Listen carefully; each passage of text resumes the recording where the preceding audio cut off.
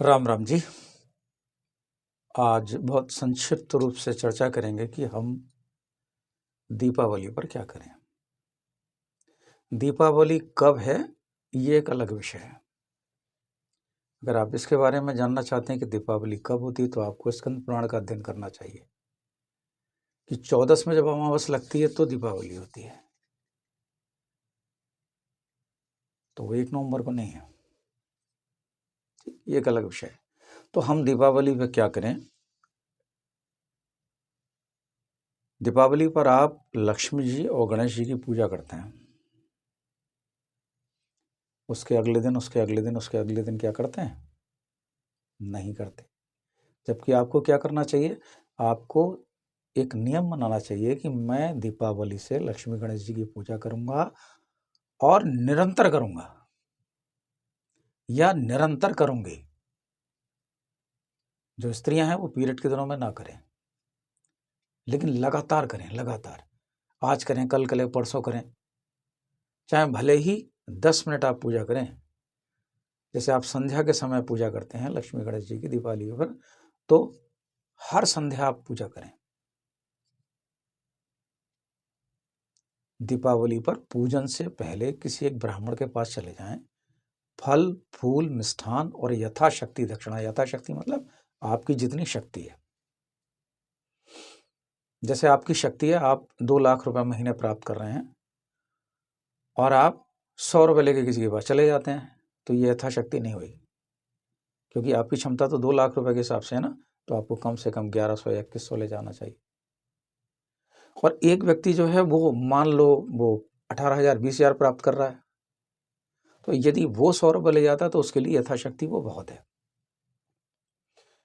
तो यथाशक्ति ले जाएं दीपावली से पहले, और लक्ष्मी जी का और गणेश जी का कोई एक मंत्र ले लें। जो पूजा पाठी ब्राह्मण होगा वो जो भी वो मंत्र जाप करता होगा वो आपको दे देगा। वो जो भी दे, वो उस मंत्र का आपको दीपावली वाले दिन जाप करना है, और फिर हर महीने उसका कुछ ना कुछ देना है। प्रत्येक महीने एक तरह से वो उसका पारिश्रमिक जैसा ही है। अगर वो आपसे बहुत दूर रहते हैं तो उनको किसी भी माध्यम से भेज दो, किसी भी डिजिटल माध्यम से आप भेज सकते हैं, लेकिन उनको हर महीने कुछ ना कुछ दो। कम से कम 1 दिन की भोजन की व्यवस्था की जिम्मेदारी अपने ऊपर ले लो कि जिनसे मैंने मंत्र लिया है उनको मैं 1 दिन की भोजन व्यवस्था के पैसे भेजूंगा। अब वर्ष में 1 बार उनको वस्त्र इत्यादि भी दूंगा। एक तो की नियम बना लो। फिर वो एक मंत्र आप जपो। जैसे गणेश जी के लिए हम क्यों जाप करते हैं? कि हमारे जीवन की जो विघ्न बाधाएं हैं वो धीरे धीरे दूर हो जाएं। अब गणेश जी का मंत्र जो आपने लिया है वो आप जपो। जैसे मान लो मैं यहाँ एक मंत्र आपको दे रहा हूँ, ओम गंगणपतये नमः। यदि आप स्त्री हैं तो आप गंगणपतये नमः, गंगणपतये नमः इतना कहेंगे तो भी काम चलेगा। ओम केवल उनको कहना चाहिए जो जनेऊधारी व्यक्ति हैं। स्त्रियों को ओम का जाप नहीं किया जाता, ऐसा कई जगह आया है। पार्वती जी को भी नारद जी ने जब मंत्र दिया था तो उन्होंने ओम नमः शिवाय नहीं दिया था, नमः शिवाय दिया था। ये आप शिव पुराण पढ़ेंगे तो आपको मिल जाएगा ये। तो गंगणपतये नमः, गंगणपतये नमः, गंगणपतये नमः। और जनेऊधारी है तो ओम गंगणपतये नमः, ओम गंगणपतये नमः। कम से कम 1 माला रोजाना आपको जाप करना है। यदि आप दिवाली पर संध्या समय जाप करते हैं तो रोजाना संध्या समय करें। और यदि आप अस्वच्छ हैं, यानी आपको किसी कारणवश में अस्वच्छता प्राप्त होती है, जैसे आप लेटरिन चले गए, तो आपको स्नान करना चाहिए, और स्नान करके तब आपको ये जाप करना चाहिए। जाप करते समय एक दीपक जला के रखना है, एक जल का पात्र भर के रखना है, और आसन अपना ही रखना है। उस आसन पर हर व्यक्ति ना बैठे, जैसे कि आप भी बैठ गए, कोई घर का और भी बैठ गया, कोई और बैठ गया, तो आसन अपना ही रखते हैं। फिर लक्ष्मी जी का भी जाप करना है आपको, जो आपको अच्छा लगे। बहुत से मंत्र हैं। लक्ष्मी जी का भी मंत्र लेने का वही तरीका है कि आप फल फूल मिष्ठान यथाशक्ति अपना जो भी निकटतम ब्राह्मण हो उनके पास चले जाएं और उनसे एक मंत्र ले लें। तो कोई भी मंत्र दे सकती हैं। जैसे ओम श्रीम श्रीम श्रीम कमले कमलालय प्रसीद प्रसीद शिव महालक्ष्मी नमः।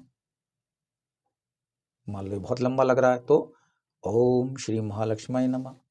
अब स्त्रियां हैं, ओम नहीं लगाना है, महालक्ष्मी नमः महालक्ष्मी नमः महालक्ष्मी नमः, ये आपको जपना है। कम से कम 1 माला रोजाना करनी है। तो हमें जीवन में 2 काम करने, एक तो विघ्न बाधा ना आए और दूसरा इतना धन आए कि हम उसकी आवश्यकताओं की, अपने जीवन की जो आवश्यकता है उनकी पूर्ति कर सकें। 2 लोग होते हैं, एक लोग वो होते हैं जो सकाम पूजा करते हैं, जिसमें हमारी कोई कामना लगी हुई होती है कि मैं जीवन में धनवान बन जाऊं। जैसे रावण मान लो बोल रहा है, वो कह रहा है मैं धनवानों में धनवान बन जाऊं, मैं ज्ञानवानों में ज्ञानवान बन जाऊं। तो जो जितने भी ज्ञानवान हैं उनका उनमें भी ज्ञानवान बन जाऊं, जितने भी धनवान हैं उनमें भी धनवान बन जाऊं। तो ये तो हो गई कामना वाली पूजा। ये कि भैया हमें कुछ नहीं चाहिए, प्रभु जैसी तुम्हारी इच्छा हो वैसा दो हमें, जितना अच्छा उतना। तो जब आप कोई कामना नहीं रखेंगे तब आपके अंदर आनंद की अनुभूति होगी और आप खुश रहेंगे बहुत। और जीवन में याद रख लेना, कभी भी पड़वा वाले दिन और अमावस वाले दिन कर्जा मत लेना, वरना कर्ज चुकाने में बहुत लंबा समय लगेगा। कोशिश करना दूसरे का दिया हुआ अन्न ना खाओ। और अगर 10 दोस्त या 4 दोस्त मिलके जा रहे हो तो पेमेंट अपनी जेब से करना, दूसरे की जेब का पेमेंट नहीं लेना है। तो दूसरे का अन्न खाओगे तो तुम्हारी किस्मत में से कटेगा, 101% कटेगा। तो जितने भी अच्छे लोग हैं वो दूसरे का अन्न खाने से बचते हैं। और एक बात और, मैं अपने ऊपर जो बीती हुई है वही बता रहा हूँ। जैसे मान लो मेरा ज्योतिष का काम है, मैं कुंडलियाँ देखता हूँ, तो लोग घर बैठे क्या कुंडली भेज देते हैं। सामर्थ्यवान है, हमारे जानने वाले हैं, कुंडलियाँ भेज देंगे, आज भी भेज देंगे, 1 हफ्ते बाद भेज देंगे, 2 महीने बाद भेज देंगे, और उनका पारिश्रमिक नहीं भेजेंगे। उनको लगता है मेरा काम मुफ्त में हो गया। अरे मुफ्त में नहीं हो गया, तुम उलझन में फंसते हुए चले गए। तो इसलिए कभी भी चालाकी ना करें। चालाक आदमी हमेशा परेशान रहता है, हमेशा परेशान रहेगा। किसी की अगर आप सामर्थ्यवान हैं तो जिसकी भी आप सेवा ले रहे हैं और उसकी आपकी स्थिति ऐसी है आप उसका पूरा पेमेंट कर सकते हैं तो पूरा भुगतान करें। मैं एक उदाहरण देके आपको बता रहा हूँ। मेरे पास एक सज्जन आए, उनके बेटे की कुंडली में ना बृहस्पति खराब है बहुत। बृहस्पति विवाह वाले भाव का स्वामी जो है वो गुरु ग्रह है, वो नीच का है। और प्रभु की कुछ ऐसी इच्छा है कि वो 1-1 हफ्ते नहाते भी नहीं है गर्मी में, इतने बढ़िया व्यक्ति हैं। कुछ उनको उपाय बताए तो उनके अंदर परिवर्तन थोड़ा सा आया, अब नहाने भी लगे हैं, अब माथे पे टीका भी लगाने लगे हैं, कुछ अच्छा काम करने लगे हैं। तो वो जो व्यक्ति आए थे उन्होंने कहा कि मैं भाई साहब आपके पास 17 बार आया हूँ, लेकिन 17 बार में कभी भी उन्होंने सामर्थ्यवान होते हुए भी मेरा पूरा पेमेंट नहीं दिया, हमेशा आधा ही दिया। तो मान लो पहली बार आते और उनकी क्षमता थी पूरा पेमेंट देते तो उनको 17 बार नहीं आना पड़ता। 17 बार इसलिए आना पड़ा कि उन्होंने कभी भी पूरा पारिश्रमिक देने का प्रयास नहीं किया, हमेशा मन में चालाकी रखी। तो चालाक आदमी कभी सफल नहीं होता, ये ध्यान रखना।